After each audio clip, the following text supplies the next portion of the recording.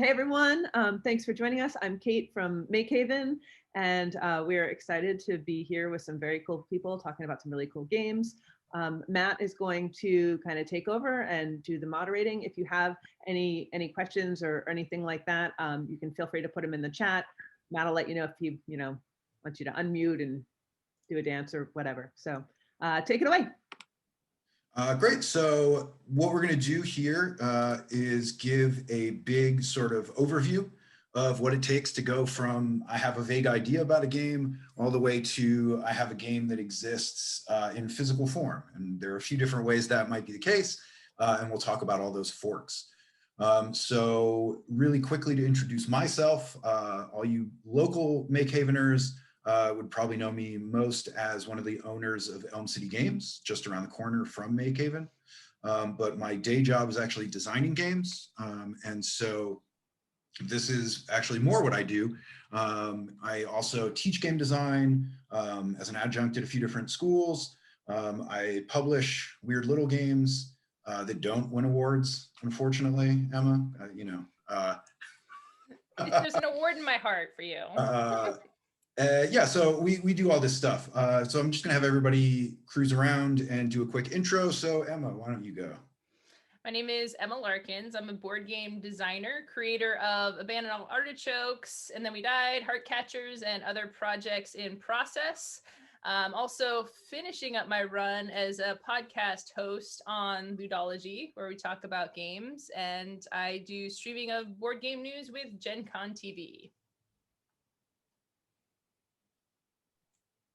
John, you're out like in the next spot. Thanks. John Ritter, he, him. I'm the senior lead outreach of tabletop games at Kickstarter. I'm also part owner of a publishing company called Lay Waste Games. We have some games called Dragoon and Human Era and Life Siphon and Heads Will Roll that was designed by Matt over here. I also make games as well, on which Matt and Omari and Emma were both part of recently, called Pineapple. Much smaller scale than what everyone else does here, but still a fun little thing that I do. Omari. Yeah, sure. I'm Omari Akil. I run a publishing company with my brother called Board Game Brothers, and we have made a couple games. Rap Gods and Hoop Gods is coming out later this year. Also worked on a game in the vegetable family called Oh My Gourds also. And a few other projects they're kind of up and coming. I'm also the president of the Indie Game Developer Network. And I do some Twitch streaming too that includes some game design stuff. Cool, Liza. Hi, I'm Liza Rivera Salta, and when it comes to game design, I'm probably the rookie of the crew here. My background is working in arts and entertainment, everything from music to video games to TV production, and I designed my first adult board game last year during COVID and released it. It's been an exciting journey. And also during the day, I'm a treasurer for an organization called the Game Audio Network Guild, which is based out in LA. I live here on the East Coast in Connecticut, originally from New York. But they're a cool group. I'm always at GDC and PAX and all this stuff. And so I always kind of take my free time and go over to the board game area because I grew up playing that stuff. But that's who I am. Glad to be here. Awesome, cool. So one of the things that you mentioned that I think is a great segue into this first step is that we have a real wide variety of people in terms of experience levels. But the truth is that all of us started as just random people that liked games and had an idea, right? Omari, why don't you hop in there and you can talk about a little around how you got into making games. Yeah, so my entry into the game making process was actually my brother came to me and was like, hey, I was playing board games a lot already. And he was like, hey, are there any cool hip hop games? And unfortunately, there weren't too many options. And he was like, well, could we make one? And that's really how it all started for me. And I think that process specifically kind of put me in a category of like theme first designers. And we could talk about what that means a little bit probably later, but I really I took that idea of hip hop and storytelling, which is a part of hip hop, and decided that that was a good project to get started on. And it started out as a passion project, and the more we got into it, we realized, we could make a lot more games like this, a lot more games that talk about and highlight Black culture. It wasn't happening very prevalently in the industry, and probably still isn't yet enough. And we were like, yeah, we could do more of this. So then we started a company and tried to come up with more ideas. So something that parallels most of your experiences as makers in general is this idea that you can just jump in, right? One of the things that I think is most exciting about working in tabletop specifically is that there is actually a very low barrier to entry.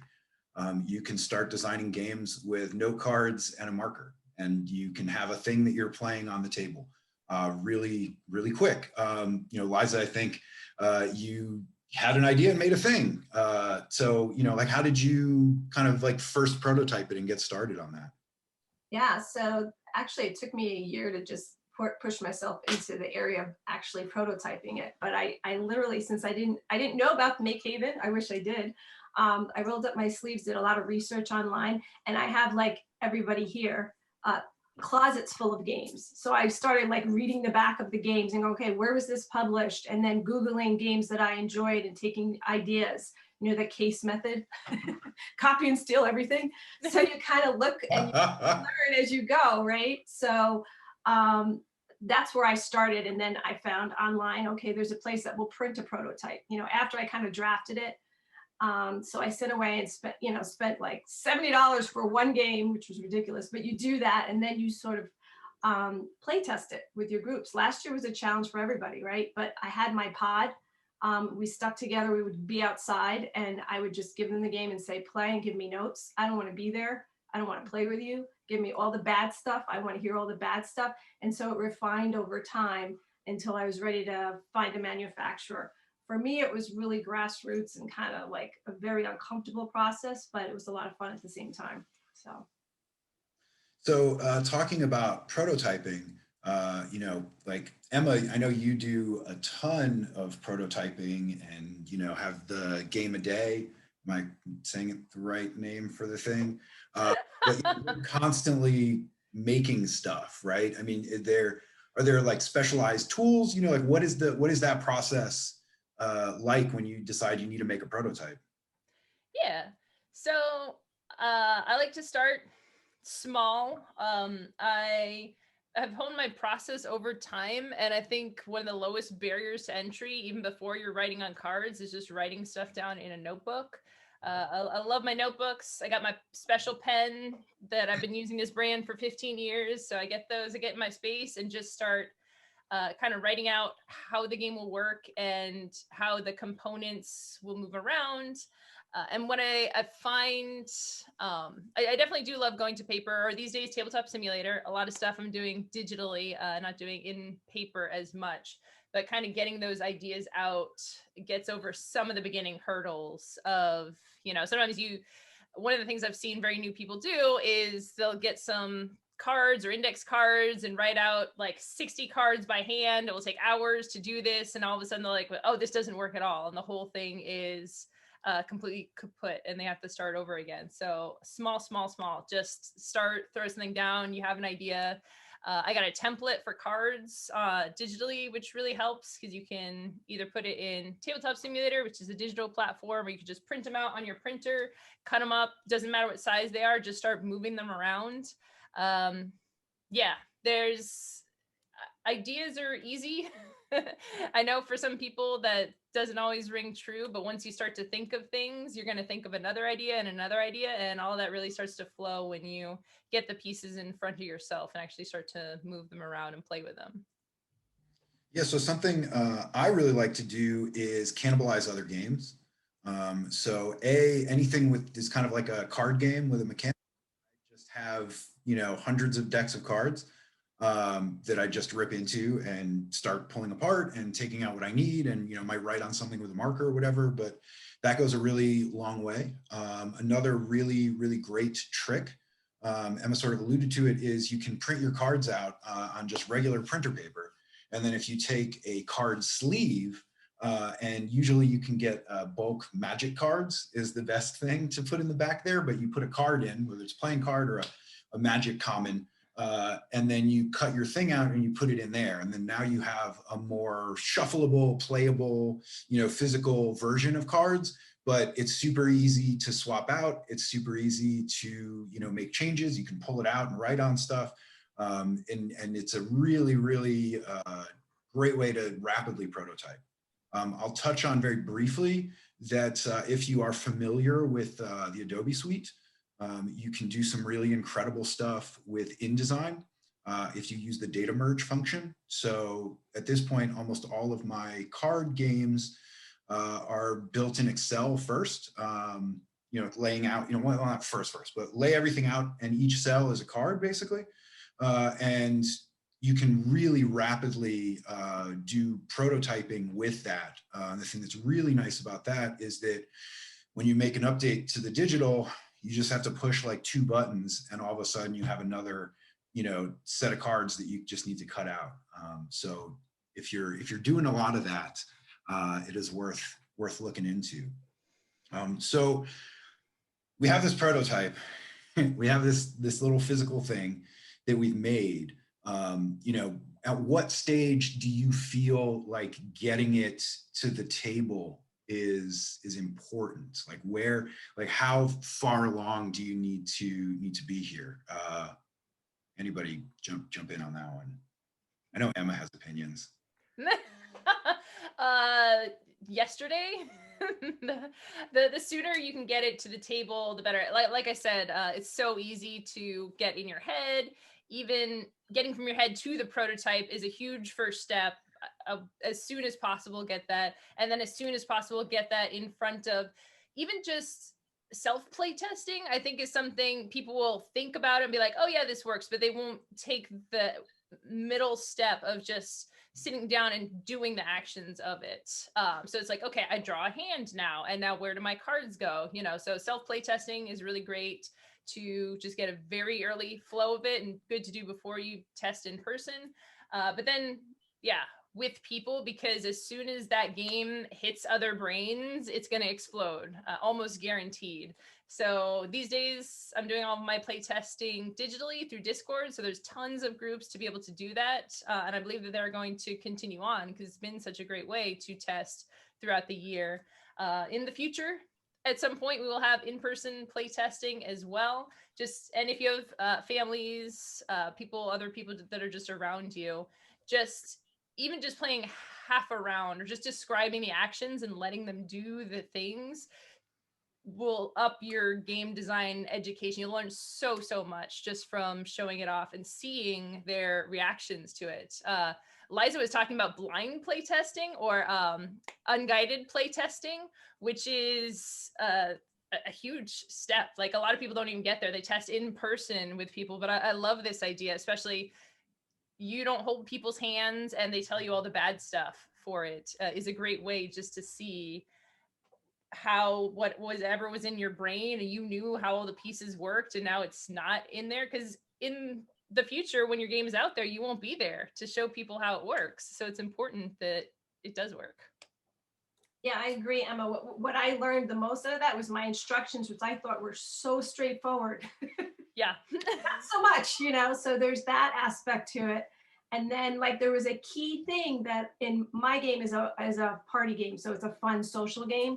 And part of the whole object of the game is people are guessing using only your expressions, what's going on. So it was very key. One key thing, I mean, if nothing else, the most important thing that I got out of all those blind testings was when people are reading the scenarios before they act it out, they shouldn't make an expression because it ruined the whole game. That was never in the instructions. Mm-hmm. So sometimes it's the one thing, everybody says, I love it, I hate it. It's not for everybody, but it's that one thing that could really make or break your game. So that was really invaluable to me. I would have paid for that because I was like, that would have been a big flop if that was not in the instructions, so. It's key. Some people do pay for it. Me, actually, which I'm going to talk about in a little bit, hiring people to do things you're bad at. But yeah, so, we have this prototype, and something I would also bring up is rules. So a lot of people that are getting started with design will start writing rules as maybe even the first thing before you even start moving stuff around on the table. And I aggressively suggest you don't do that. You're going to get caught up in the details. And what you need to do is just get down these vague ideas. And like Emma said, get it onto the table yesterday, because everything's going to start breaking. You're going to start understanding what's going on. You're going to see the context of the way the systems you're creating are interacting with each other. And keep notes of what's going on, but writing the actual rules document is something that's going to come much later once you have a much more stable build. Just with anything else, you're not going to document, formally create the documentation for something until you actually know how it's going to work, or at least close to how it's going to work. Okay, so let's say we have this great game, right? We're very happy with it. We've gone through unguided playtesting. We feel really good about it. And what is next? So I think represented on this call, we actually have a good mix of people. So I think there's a couple major forks that can go on here. One is to self-publish via Kickstarter, or just self-funded, not with a Kickstarter. John will tell us all why it's a terrible idea to self-fund, even if you don't need the money, but you should still go on Kickstarter. But you can then also try to pitch your design around to other publishers and see if they might be interested in signing the game and putting it out. There's a few different things there that I'll get into greater detail, but Amari, you had no experience, you were newer to the industry, and you said Kickstarter, that sounds cool, right? So like, how did you come to that process? What was sort of your first steps? And Liza, also, please jump in on this as well, being in a very similar situation. Yes, I mean, for us, there's a lot of questions, because we definitely thought very seriously about what we wanted to do with Rap Gods. That was the first one. And so we spent some time looking at publishers, trying to find, so fit is one thing we were thinking about. It's like, could we find a publisher that fit? And we sort of started thinking about that. But ultimately kind of decided that we wanted more creative control. And so that's one of the things that you don't necessarily get with pitching for publishers. And we really wanted for Rap Gods ultimately, after thinking about it a lot more. And once we made that decision, it's like, okay, we're going to self-publish this. We had a pretty good idea we were going to do Kickstarter. So immediately we started scouring through Kickstarter, looking for games that were either similar to ours, similar styles, similar mechanics, similar components. And that's where a ton of information is. Kickstarter itself. It's like, okay, what do these Kickstarter campaigns look like? What do their pages, the format of their campaign page look like? What are their videos? What kind of things do they talk about in the videos? What's the length of the video? So it was really just a studying what Kickstarter does well, how people are using it, and trying to find campaigns, one that we just like, and ones that were successful. Obviously, I wouldn't do a ton of research into unsuccessful campaigns, maybe a little bit, because you do want to know what sinks those ships sometimes. But yeah, that was our first move, was just studying Kickstarter campaigns to try to identify what we needed to do to be successful. And I think ultimately that was the right thing. The thing that we were bad at, which definitely agree, hire people to do things you're bad at, was the marketing piece. And if I had to go back and do it again, I would kind of the same process, look at Kickstarter, find campaigns that are similar, but then go check out their social media and see how they're promoting, when they're promoting, frequency, things like that. that's the cool part about, I just discovered actually Twitter advanced search, and it's amazing. You can pick specific dates and windows and whatever criteria you need to kind of key in on what people are doing and how they're talking about their games and their Kickstarter campaigns.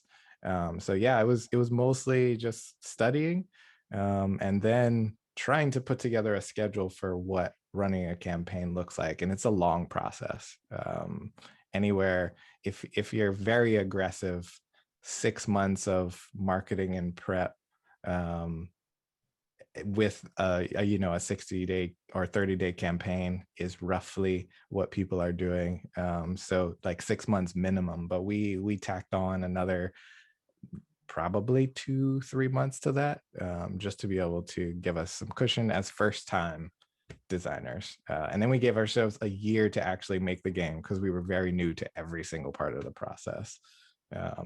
And so once you get that schedule kind of together in your head, you can start putting together a plan for what that process all looks like. And it's a big, long, grueling process. Sidebar, the game is amazing and looks amazing, and the component quality is just beautiful, and the art is beautiful, and I just want to give a shout out to it because I just absolutely love how it came together. So John, you sort of self-published. So this is another sort of path in that same direction where you may be the designer and you partner with someone who does business and then you form a publishing company together. So John, like how did that kind of come together? How did that work? Yeah, so I mean, the way I got into the industry, speaking to things you're bad at, I had two friends, Jake and Zach, who I've known since I was a kid, approach me and say, "Hey, we have a game idea, but we don't know what the hell to do with it." And I was like, "I don't know. I've never done this before, but I can figure things out." I knew I couldn't do the art, so we found an artist, Nick Nazara, who's unbelievable. And then I was like, I stupidly was like, "I'll do the rest of the stuff. Like that's fine," not knowing what the rest of the stuff is. So I was on the hook for anything that wasn't game design or illustration. So that was a learning experience. But that's kind of how we got started with Lay Waste Games. And our first game, Dragoon, was just, focusing on our strengths with who founded the company and then branching out from there. We hired someone very early in the process, Alyssa Marshall, who's now an owner in the company, who's unbelievable at, doing not game design and not illustration stuff, which is a crucial aspect of any company. That's going to help you determine, who starts the company. So like Omari, his brother is unbelievable at illustration. So good thing he has that. And then his brother has Omari, who's unbelievable at game design. So it's a nice balance. So that's, if I can plug anything, it's going back to that things you're bad at and finding, like being very honest with yourself that, you might have, like I have some graphic design experience. I am in no way going to start doing graphic design for any of my games. It's not happening. So with that, like at what point did everybody, do you have a company? Like when do you incorporate? Like what are the kind of legal things that we all did or we all regret not doing properly the first time? So anybody that has a fun experience with that, go ahead and complain about, I mean, I could speak to that a little bit. Getting contracts and stuff out of the way early is usually best.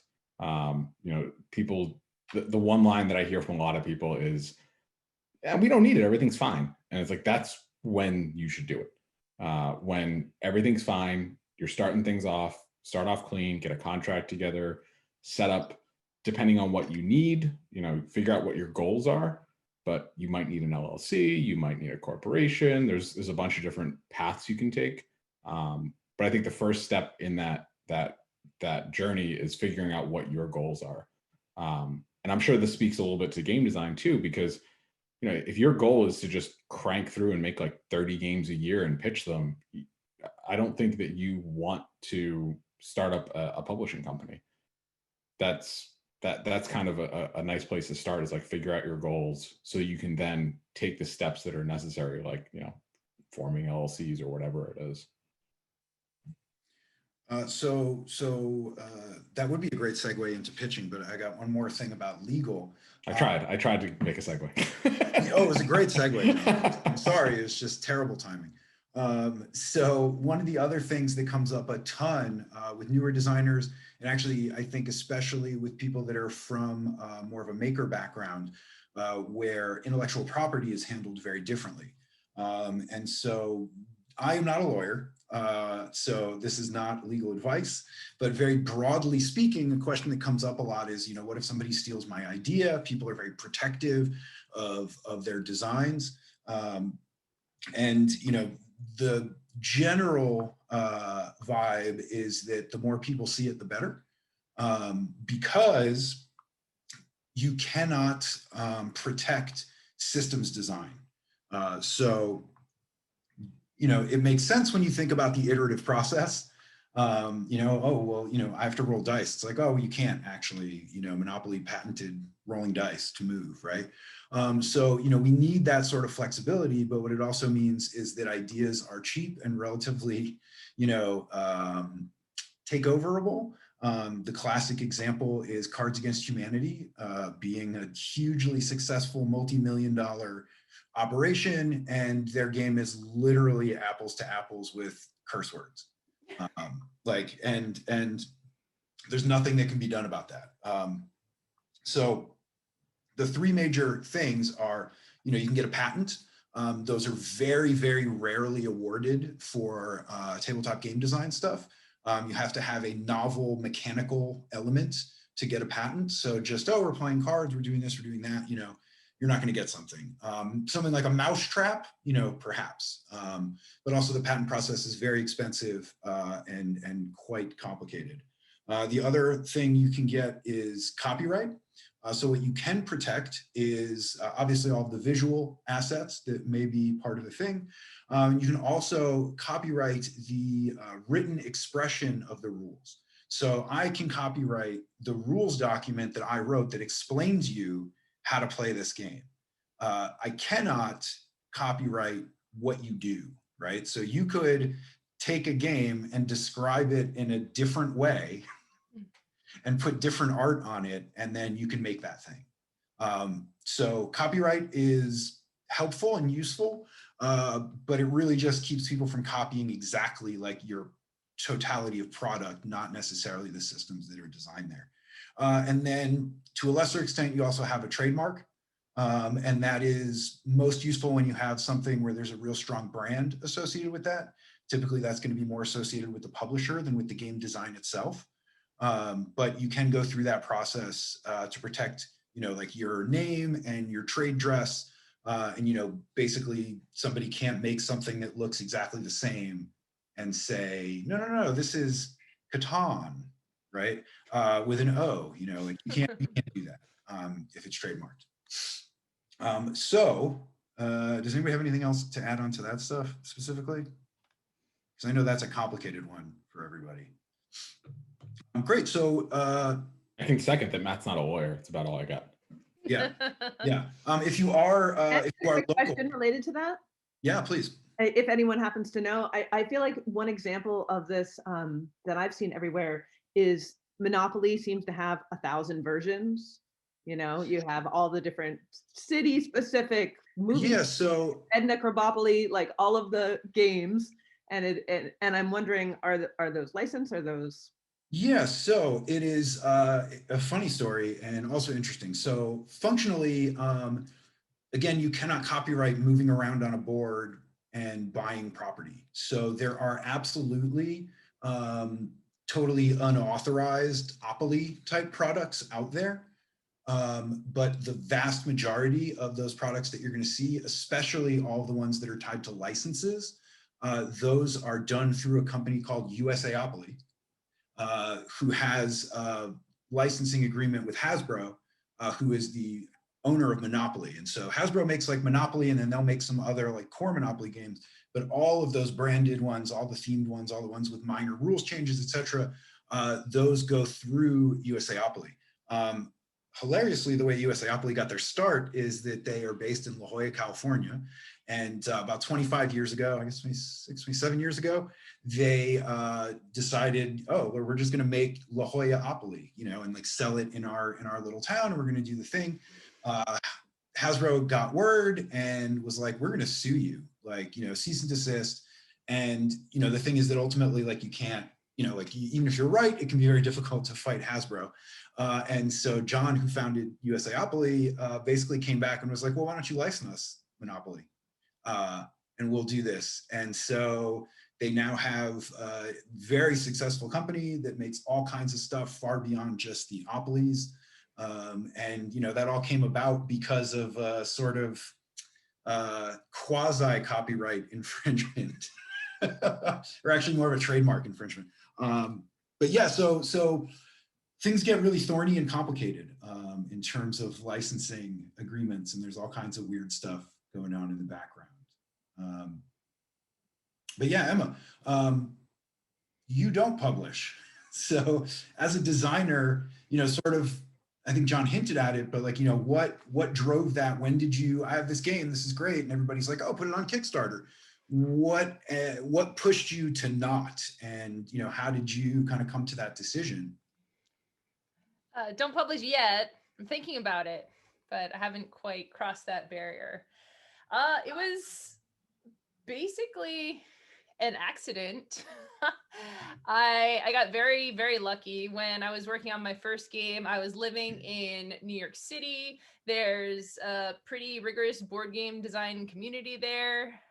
My boyfriend, now husband, was in the scene, and so kind of introduced me to the people. I got to meet a lot of great designers. Emerson Matsuuchi, who did Century Spice, is out there. Gil Hova, who did the networks and High Rise, was out there too. So I was just in this space with these people who were more experienced, and I got to know the ropes a little bit. And then one of the designers in that group, Tim Rodriguez, was also a publisher, had done some things. Ghost Ship, I think, was the one that he had done, maybe a couple of other like RPG type things. And so the New York City group, they tend to work on some pretty medium or heavyweight games, so some pretty mechanically complex games that take a long time to play. And I showed up with this 2-player game that took 15 minutes to play, so it's very different than most of the other stuff that was in the group.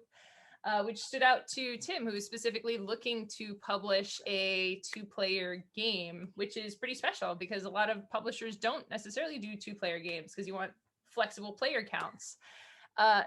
So we had a very awkward meeting where Tim was basically trying to say he wanted to publish my game, but not like take it away from me. You know, because it's like, oh, some people really want to self-publish, right? And if you say, oh, I want to publish your thing, I guess they would get upset about that. But halfway through a coffee, he's like, so are you like maybe looking for a publisher or something? And I was there like, what? Because this is my first game and I was just flabbergasted. So yeah, kind of stumbled into it for the first one. And then after that, getting more into the industry over time, starting to learn how these relationships work. That is like a lot of it, just getting to know people, publishers in the industry. And as the indie scene grows, a lot of the smaller people, such as yourselves, who are self-publishing games, will often do collaborations and partnerships with people, start to bring other designers in. So even just being here, you know, meeting people who have publishing companies where they self-publish. Lay Waste is like that too. They sometimes talk to other people as well and start to reach out and look for stuff. So if you're just having these conversations, you never know when someone is going to be looking for pitches, or like Liza was saying, going out to the doing your research for the games. Who publishes these games that I love and enjoy, and looking at their websites in the future, going to conventions. That was how I started pitching Abandoned Artichokes. I was going to the very first PAX Unplugged and looked up the list. Cardboard Edison has this great list. I think they still maintain it, of emails and contact information for publishers. So I looked who was going to be at the show.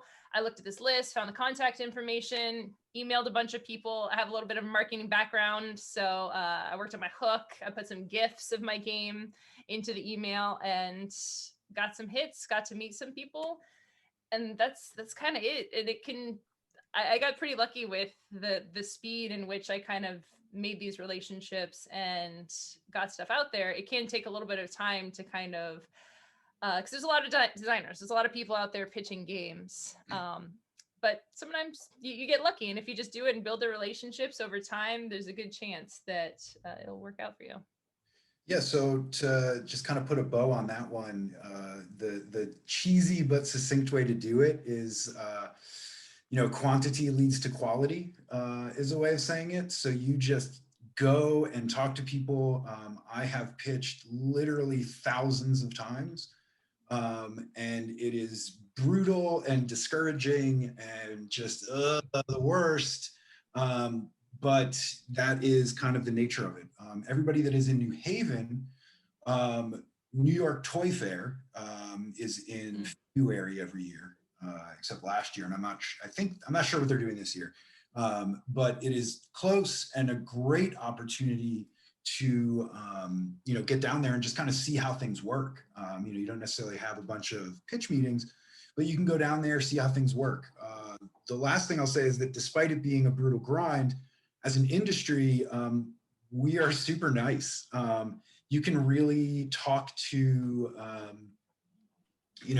just about anybody is super approachable. Everyone that is interested in signing games is genuinely excited. They want to sign games. They want you to be awesome, right? They are excited to see new stuff, excited to see what people are working on, especially, new designers as well. So, man, we are time. So John, why don't you in 2 minutes describe what going through Kickstarter is like as the guy who basically, runs Kickstarter?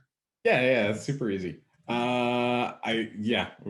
So the best advice that I can give anybody in a short period of time is that your audience, your community will always dictate the success of your Kickstarter. Kickstarter as a company, on average will, when I say fund, I mean contribute, people finding you naturally on the site or anything along those lines, to about 30 to 40% of a campaign. Sometimes it can go a little bit higher, but your community brings in the majority of that. So making sure that as you're going through all these processes of play testing, of showing games at shows, to pitching, whatever, making sure that you're having ways that you latch into people with a mailing list, with social media accounts, whatever it is, because when it becomes time to fund, the people that you think will back you don't always do. For example, my mother didn't even back my Kickstarter campaign. So sometimes it just doesn't happen. I told her after and she was like, I didn't know you did. And I was like, thanks, Mom, that's fine. But making sure that you have latches into folks, to then ultimately make that sacred exchange of money for your thing is super important. So if you're thinking about that from the start and you're continuing to do that, you can then kind of temperature check things with like a Kickstarter pre-launch page, or seeing how many people on your mailing list, whether it's time to launch, whether it's time to continue doing play testing, going to cons. That's the absolute most important thing that you're going to do before a campaign. The rest, I can get into that another time, I guess. Yeah, I was going to say that John's literal job is talking to people that are interested in running tabletop game. Yeah. Yep. Yeah. So you can reach out to me. I'll put my email in the chat if anybody wants to reach out to me. I'm an open book. Happy to share all my experiences, everything. I'll also throw a Kickstarter or a Adobe alternative into the chat, because Adobe is horrible and no one should pay monthly subscriptions for Adobe. So Affinity is pretty awesome. Which also has a data merge function now. It does, but I've heard posit it's not as good, and also makes it way more difficult to work with certain other people, because they are Adobe Suite people, and you're going to be getting Illustrator files and Photoshop files. And something that is super duper important is pre-flight profiles and file prep. And the more conversions you need to do, the more likely you are to screw something up. So for prototyping, it's probably good, but not for actual publishing. Yeah. So building on that, since we're going to, kind of breeze through this last bit and get to some questions. You've done a successful Kickstarter. So we're going to, if you sign your game, great. There's going to be different degrees of involvement you have after that. You will have different degrees of input and ability to sort of direct what may or may not happen.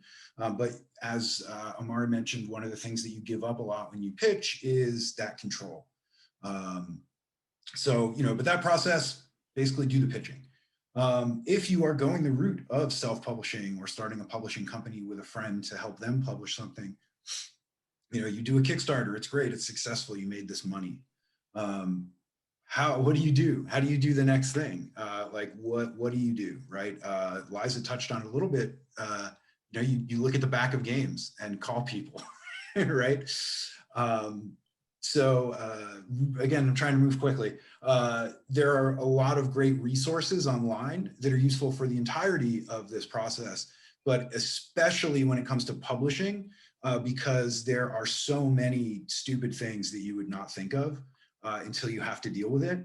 And there are really incredible communities out there that are very happy to help people and help people navigate these things. So, whatever part of the process you're in, connecting with these groups, and we'll put some links in before we're done here, is a really great opportunity to learn about the joy of international freight logistics and warehousing and all that stuff that probably no one that is excited about making games is excited about.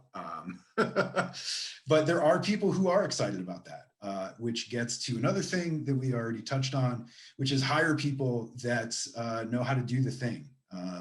There are freight forwarding companies that are awesome and are worth their weight in gold because they're going to save you way more money than they cost their cut, because they know all the different ways that pallets might get dropped off, how containers are going to get filled, all of these things. And especially with some of those more technical processes, everybody I know wants to learn how to do everything yourselves. And that's great. The more you know, the better you're able to do stuff, but really know when to fold them as well. And, think about the things that you're excited about and focus on getting good at that.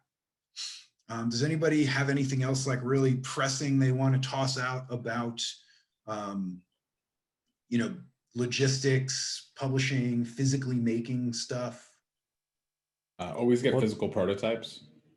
Like if you're making a thing, get physical prototypes, whether you're manufacturing 100 of them or 10,000 of them, get physical prototypes. I've seen many mistakes. I've made it too, where pages have just fallen off rule books, and then we ship a rule book that has a complete page missing because we just didn't get a physical prototype, and we were just like, nah, it's fine, all the pages are there, whatever. And then it's not there. So yeah, physical prototypes are amazing. Something else too that I think is really relevant is that factories are generally excited to talk to you. And for a first project, I would tell people to sort of lean towards working with a company that has people maybe in the US or Europe that you have a little bit less of a language barrier with. Most game manufacturing is taking place in China. There's a lot going on in Europe, especially Eastern Europe, and you can certainly make stuff in the US as well. But just for your first time, tons of factories have wonderful people whose entire job is to help you make your thing and help guide you through that process. So working with a publisher that maybe costs a little bit more because they have that added service is going to be something that I almost universally recommend for people that are just getting going in publishing, because it is an absolute minefield of potentially screwing stuff up. And having someone that you can call, having somebody that can talk you through it, having somebody that can sort of teach you the things is absolutely invaluable. Yeah, I would say, I just want to echo that. We specifically picked our manufacturer because not only they have people in US and that, so we didn't have that language barrier, but they were also very knowledgeable and prepared to work with first time publishers. And so they when it came time to like decide on components, we brought our ideas and then they were like, that's cool, but also what about all these other cool ideas that we can do, that we know more about the manufacturing process and we can help guide you through that. And they were fantastic, and we're working on our second game with them too, even though they cost more, just because that process and that relationship that we built was so good the first time around. And who is your manufacturer? Panda Game Manufacturing. Yeah. Yep. And that's the thing too. If you talk to other designers and a lot of people who've done Kickstarters, they have a wealth of information of this. I worked with this person. I tried to talk to this person, didn't work out. I was working with these people, but now I'm working with these people. So having those conversations is a great way to learn, or just use Panda because they're awesome. Yeah, that's the only reason I'm where I am in this industry, is because people were open with sharing information, like Matt included. Like, I would not be here if it wasn't for Matt. I can tell you that right now. Like, Matt literally saved me thousands of dollars, thousands of hours by like referring me to people. Like, yeah. So I think I saved you 50 grand on something like that. You know, I don't owe you 50 grand, but like, it's fine. But yeah, good friends in the industry and just being comfortable asking questions, like, you know, going up to somebody who you might be like, I adore their game, like, go to a con and just go up to them and be like, hey, do you have time for like a couple of questions? You know, cons are a little bit crazy, but they might. And most people in the industry are nice. Some people aren't, but yeah, that's the way it goes. Overall, something that I can't emphasize enough is that while there is lots of money to be made in games, and I hate that attitude of, oh, there's no money in games. There's tons of money in games. We did $4.6 billion last year. Just tabletop, not even video games, whatever, right? So, but it is a passion-driven industry, especially everyone below sort of like a Hasbro, Mattel level. They are almost all passion-driven as well, the people you're interacting with. But everybody sort of a little bit lower tier than that. We're here because we love games. We're here because we're excited about games. And almost everyone has the attitude of a rising tide. As you can see in Omari's background, basically no one owns one game, right? So if Omari can sell someone a game and it's a great game and exciting and awesome, that person's going to be hyped about buying more games. So everyone is just so generous and giving and helpful.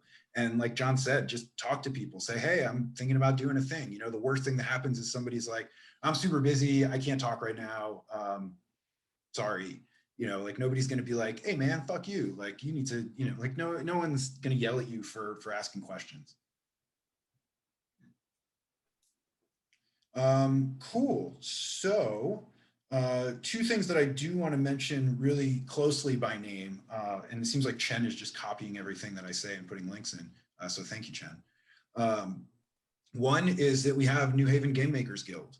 So we literally have an organization in New Haven, about 200 feet from the back door of Make Haven, where we talk about making games with each other and play test and hang out and do all of this sort of like networking, skill building, connecting with each other. We actually have, despite being a small group, a relatively small group, we actually have an incredible wealth of published products, some really big stuff. People are doing really, really cool work right in the neighborhood of Make Haven. And although things are weird with COVID, you know, we love new people. So you can check out the website, newhavengamemakersguild.com. We also have like a Facebook and a Discord and all that, but the website will get you there. And then the other one that two that I want to specifically call out. One is the Tabletop Mentorship Program. That is a wonderful organization run by Mike and Grace, and they are the absolute coolest. And it's, again, an incredible wealth of stuff. You get paired up with a mentor, you fill out a little form, you get paired up with a mentor based on what you want help with. There are people in there, you know, despite my having been in the industry like 15 years and doing lots of stuff, there are people that are mentors in there where I'm like, well, I'd like to be there. I would like to get mentored by this person. You know, it is absolutely top level people in there doing stuff. Another organization that's wonderful, if it's relevant, is Women in Toys. They are an incredible organization with a huge amount of support, a ton of sort of educational programming and mentoring and networking and all that. When Emma plugs herself, she'll talk about her group. And we'll do plugs at the end. So questions, or does anybody have something that we think we missed and didn't, that you wanted to talk about, panelists? I want to answer this question from Carrington, the first one in the chat. I guess I'll just read it off. I'm curious about the genesis of a game design. How much is a game design a way of telling a story or conveying a message? Are there complications in the relationship between the story you tell about a game as opposed to the story you tell in a game? Just like, whew. Damn, Carrie, like, well, we're about Need a whole to other TED talk here. Yeah. I'm glad I don't have to answer this one. Good point, everybody who's a game designer. Bye. Well, hit it, Emma. You're excited about it. Okay. Wow. Yeah, there's so many ways to design a game. And I will say the one thing, if you start getting into board game design groups, and especially if you start getting into hobby groups or hobby conventions, you will very often see games made in particular ways, very mechanical. Like the history of hobbyist board games is much more focused on mechanics than theme and storytelling. And I think that's a little sad. There's a lot of people such as myself who are trying to change that a little bit. I still get caught up in the mechanics, but there's a lot of really cool people, especially on Twitter right now. Kickstarters, Jian Shim is one of my favorites, doing more sort of storytelling games and guided path games and all this new terminology about how you can, and I'm not sure if this is exactly what your question is, but if you want to capture an aesthetic or a theme or a feeling in your games, that's a lot of unexplored territory. And I think there's a lot of really rich design space there for more telling a story, and not just storytelling like and then we died, you know, we're going to tell a story here, but the greater concept of having something that you want to say through your game. And I would love to see more stuff in that space. And I think it just comes down to not getting caught up, like kind of like Matt said, in the mechanics and the rules, you know, oh, how does this function? Does the game work? Is it balanced? If you can move away from that and move more to just how do people feel when they play my game? I think we can come up with some cool stuff. Something I talk about with my students early on is there, to my mind, are sort of three approaches to starting a design. One is systems focused, where you're like, I don't really care what the theme is. I'm just moving these. I have this great idea about shuffling cards or moving stuff around or whatever it is. And that's kind of a mechanical systems design approach. And then you're going to do that and then figure out a theme and whatever after. Then there is sort of theme first, which I think is what Carrie's getting at with this kind of story I'm going to tell. I know Carrie's really into a lot of historical war games. So in that case is the sort of one of the purest examples of, I want to tell a story. I want to explore the history. Then I'm going to try to figure out systems and mechanical design to deliver that and more accurately represent that. That's where you get into all these crazy rules about different guns and armor penetration and all this. We can go super deep into that. And then the third, and this is actually where I prefer to design from primarily, and that is experiential, where to my mind, I think of what is the experience I want people to have. And that pulls from a variety of different places, you know, the narrative, the story, the theming, also the systems, whatever. And I try to figure out the best way to achieve that experience that I want to give people, right? All three of them are super prevalent in the design industry. There are people that are incredibly successful and talented that are like really hardcore into one of those things as well. And, you know, ultimately you need to think about your design goals and what it is that you want to do with the design. And then that will sort of flow into what you prioritize and sort of what comes first in your, you know, conceiving of the way to sort of put your design together.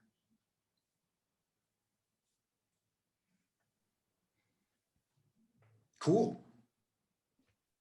Are there any other specific questions? Anybody, if you have a question and want to pop in, go ahead and unmute yourself and ask a thing. And while we're wrapping up, I see Liza with the background in marketing already ahead of the curve, putting links in the chat. So everybody here, make sure if you didn't yet, put links to your stuff in the chat. I have a question, possibly following up on what John was saying about the prototyping.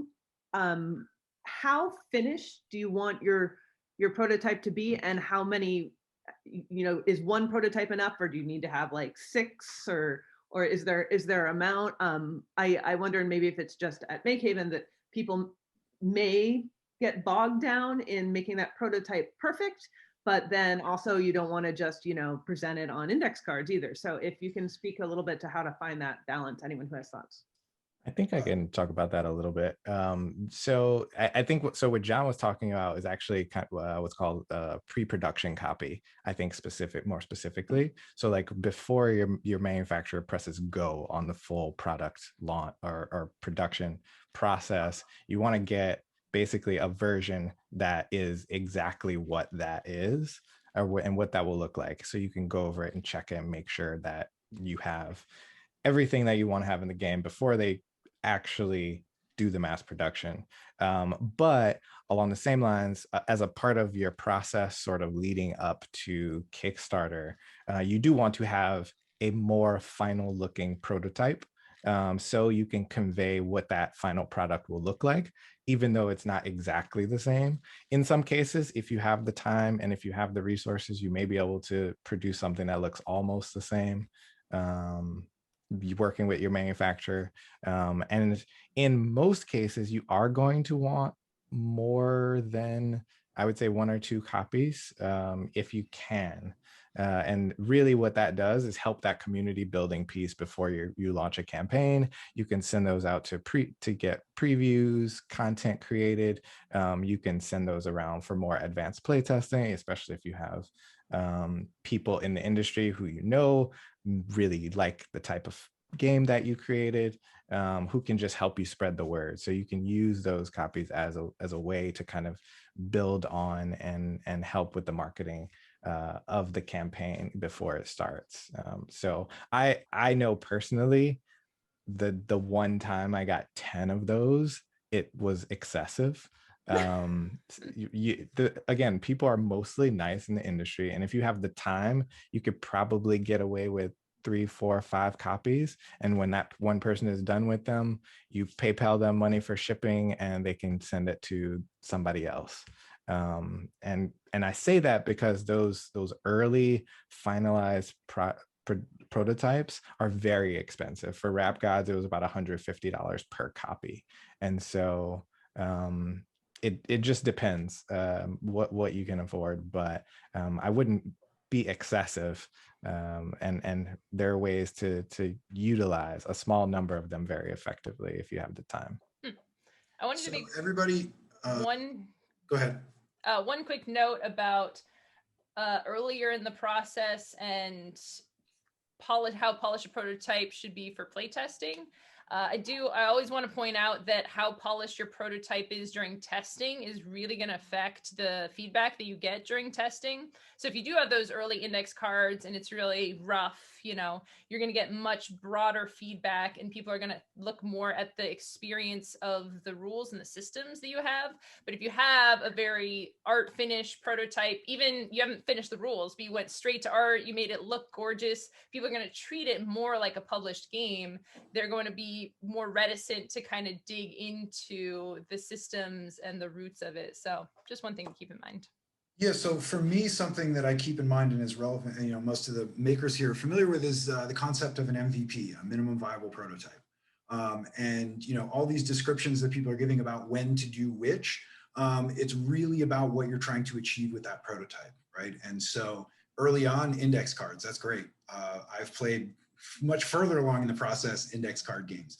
So you want to be aware of what it is you're trying to do with that prototype, what type of testing you're trying to do, what you are testing, and that's going to dictate your prototype. And then in terms of promotional stuff like Omari was talking about. Again, what's the minimum viable?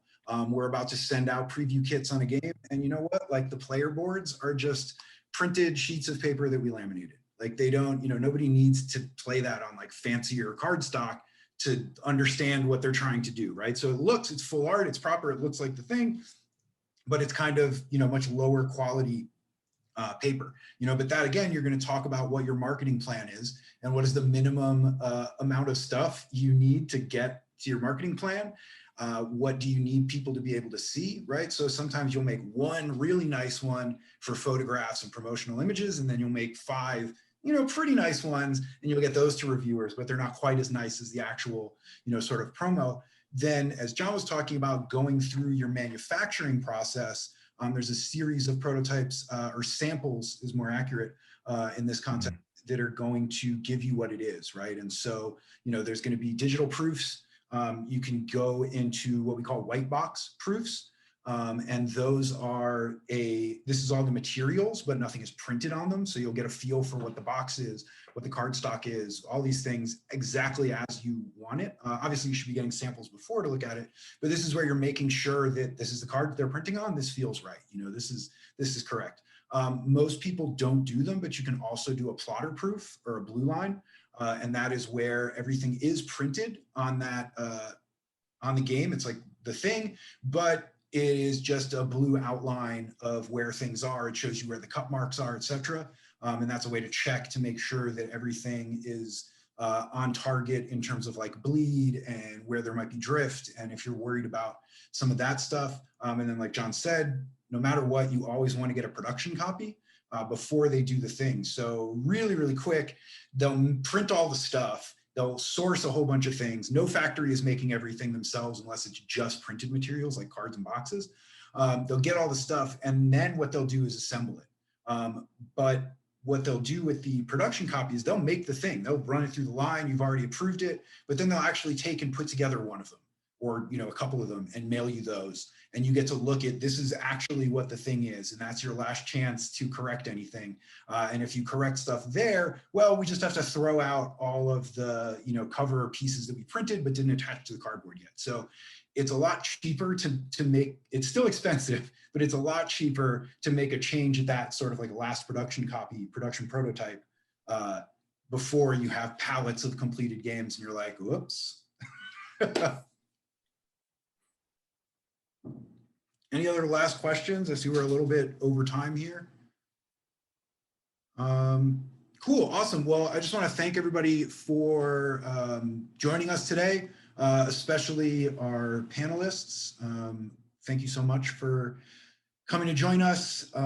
If you have any more questions, please hit me up, New Haven Game Makers Guild, especially with local folks. I would love to recruit you into our dark ranks.